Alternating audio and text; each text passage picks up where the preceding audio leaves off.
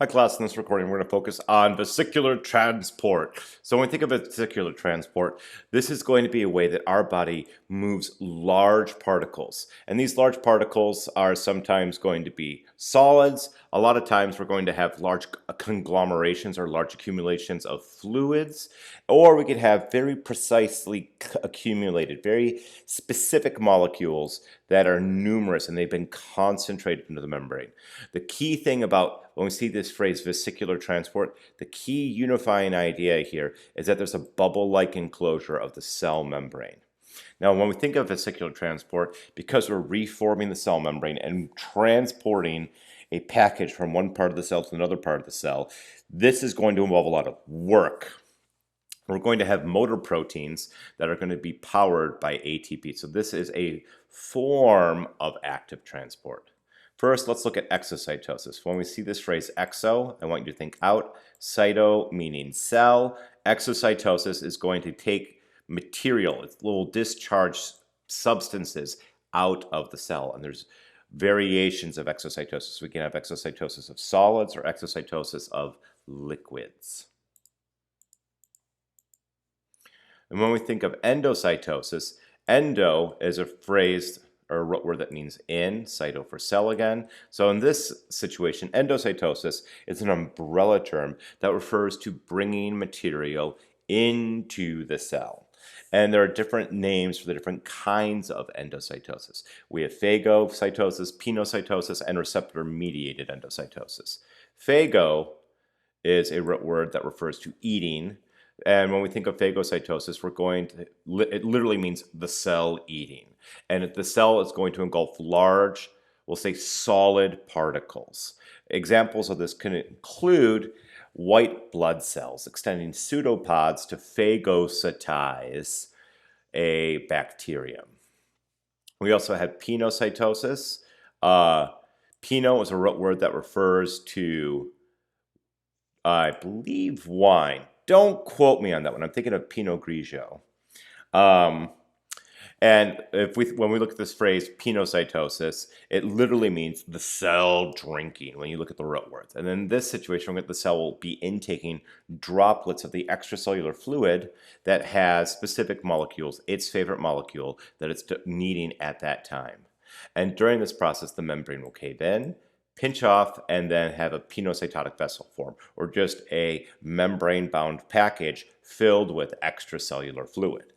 We also can have receptor-mediated endocytosis. And in this situation, our favorite particle is going to bind to specific receptor proteins on the surface of the cell membrane.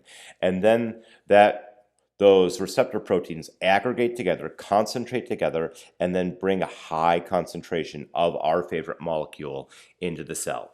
Receptor-mediated endocytosis functions primarily to bring molecules into the cell that are at very low concentrations within the extracellular environment.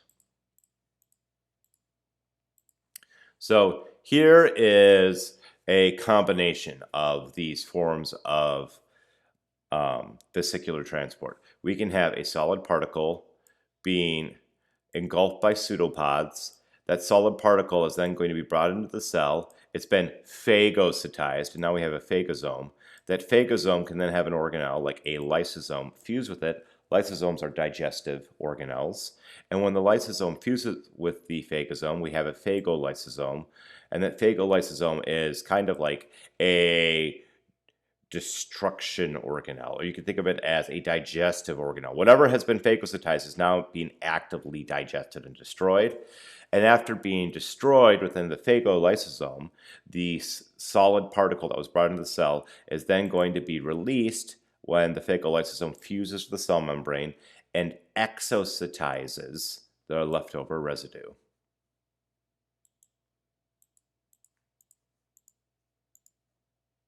When we think of receptor-mediated endocytosis, these are those receptors that I had referred to, and those receptors can pick up and receive our favorite molecule.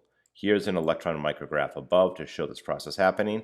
And then as our favorite molecule is received, the cell membrane invaginates inward, and eventually will pinch off entirely, which can be illustrated in this figure below.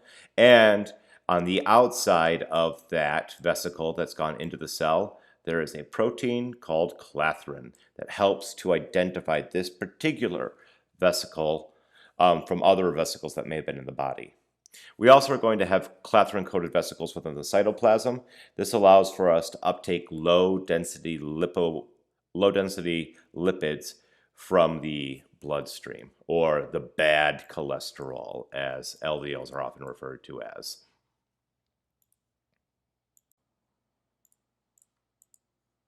We also are going to have transcytosis. And when we think of this word trans, think of across. So transcytosis is going to be moving a substance across the cell. We can take pinocytosis and pair it with exocytosis. So a liquid goes in and then a liquid goes out. This is one of the ways that we get liquids into the brain. We have a blood-brain barrier that makes it very difficult for fluids and substances to go from the bloodstream into the cerebral spinal fluid. However, we do need to have some passage of fluids, and those fluids are going to go directly through the cells that line our blood capillaries with transcytosis. We also can take receptor-mediated endocytosis on one end, not just pinocytosis, and then also use that to move a molecule to the other side of the cell, or a collection of molecules to the other side of the cell. When we look at exocytosis, this is a form of excretion. Our secretory vesicle, just shown here, binds to the cell membrane, fuses with it, and then will release the secretion to the extracellular environment. Here is an electron micrograph of that process in action. And this is a pretty cool electron micrograph. We got that exocytosis. We got just that perfect moment in the split second where the molecules were being released from the cell. That's all we have for this recording on vesicular transport. If you have any questions or comments, please feel free to post them in the class discussion board or shoot me an email. And as always, happy studies.